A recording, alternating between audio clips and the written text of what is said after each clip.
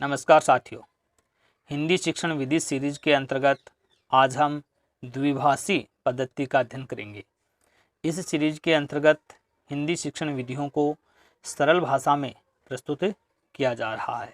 तो वीडियो को शुरू से अंत तक अवश्य देखें और यदि आप हमारे चैनल पर पहली बार पधारे हैं तो चैनल को सब्सक्राइब कीजिए, वीडियो को अधिक से अधिक शेयर कीजिए। तो करते हैं आज के सेशन की शुरुआत। देखिए, द्विभाषी पद्धति या विधि। इस विधि के प्रवर्तक प्रसिद्ध मनोवैज्ञानिक शिक्षा शास्त्री जिनका संबंध वेल्स देश से था, सीजे डोडसन माने जाते हैं। तो महत्वपूर्ण तथ्य है, प्रवर्तक पूछा जाए तो कौन होगा? सीजे डोडसन। इस विधि में बालक को मातृभाषा व विदेशी भाषा दोनों को संयुक्त रूप से प्रयोग लेते हुए विदेशी भाषा को सिखाया जाता है। जैसे ही नाम से स्पष्ट है, द्विभाषी पद्धति विदेशी भाषा को है वो मातृभाषा के माध्यम से इस विधि में सिखाया जाता है। यह विधि द्वितीय भाषा यानी विदेशी भाषा शिक्षण की उपयोगी विधि है। अल्पकाल के लिए छात्रों को विदेशी भाषा सिखाने हेतु प्रयोग की जाती है। मतलब थोड़े समय के लिए जब विदेशी भाषा यदि छात्र को सीखनी है तो इस विधि का प्रयोग है वो किया जाता है। इसमें विदेशी भाषा के सिर्फ मूल शब्दों का अनुवाद प्रथम भाषा में किया जाता है। यानी इसमें पूरे वाक्य का अनुवाद न करके विदेशी भाषा के कुछ मुख्य या मूल शब्द होते हैं, उन्हीं का प्रथम भाषा यानी मातृभाषा में उसका अनुवाद कर बच्चे को सिखाया जाता है। इस विधि में भाषा 1 में भाषा 2 का व भाषा 2 में भाषा 1 का दोनों के शब्दों का योग बराबर होता है। यानी प्रथम भाषा का द्वितीय भाषा या द्वितीय भाषा का प्रथम भाषा में दोनों के जो शब्द हैं उनका बराबर योग होता है। दोनों भाषा तुलनात्मक होती हैं। यह विधि मूल रूप से अंग्रेजी, फ्रेंच, जापानी भाषाओं को पढ़ाने में काम में ली जाती है। मूल रूप से कौन कौन सी भाषाएं आएंगी इसमें? अंग्रेजी, फ्रेंच और जापानी। इन भाषाओं को पढ़ाने में इस विधि का प्रयोग सर्वाधिक किया जाता है।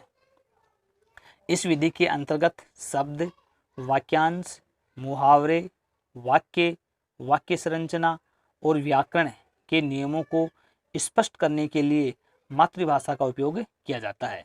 ने व्याकरण के जो भी अंग हैं, चाहे वाक्य संरचना हो, वाक्यांश हो, मुहावरे हो या व्याकरण के अन्य नियम हो, उनको स्पष्ट करने के लिए बच्चे की यानी छात्र की जो मातृभाषा होती है उसी का उपयोग किया जाता है।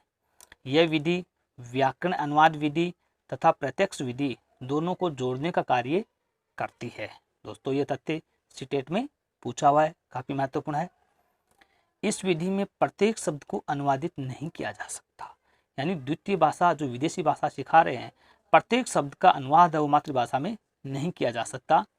पूरे वाक्यों में से केवल उन्हीं शब्दों को मातृभाषा के रूप में अनुवादित किया जा सकता है जिनको बालक मातृभाषा में जानता है।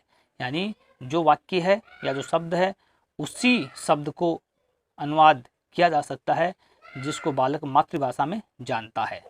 जैसे बालक से कहेंगे टेक मैंगो, बालक नहीं समझेगा। मतलब टेक मैंगो कहेंगे तो बालक समझ नहीं पाएगा। फिर बालक से कहेंगे टेक आम, यहाँ आम शब्द बालक की मातृभाषा में है तो आम शब्द को वो आसानी से समझ जाएगा और मैंगो शब्द का अर्थ है जो अंग्रेजी का है, यह अर्थ ग्रहण कर लेगा। अब देखिए इस विधि के गुण। यह शिक्षक के समय, श्रम यानी परिश्रम या मेहनत और ऊर्जा की बचत करती है। यह हमारे देश के सामान्य विद्यालयों के सामान्य शिक्षकों के लिए सर्वाधिक उपयोगी होती है। मतलब जो साधारण शिक्षक होते हैं उनके लिए हमारे देश के जो विद्यालय हैं उनके लिए काफ़ी उपयोगी है। नंबर 3, इसमें प्रशिक्षित शिक्षकों एवं श्रव्य दृश्य सामग्री की अधिक आवश्यकता नहीं होती है। शिक्षकों को ज़्यादा प्रशिक्षण नहीं दिया जाता है और आसानी से सिखा देते हैं। अब दोस्त या कमियां देखिए इस विधि की। नंबर 1, मातृभाषा के समान शुद्ध शब्द बतलाना प्रायः हर जगह असंभव होता है।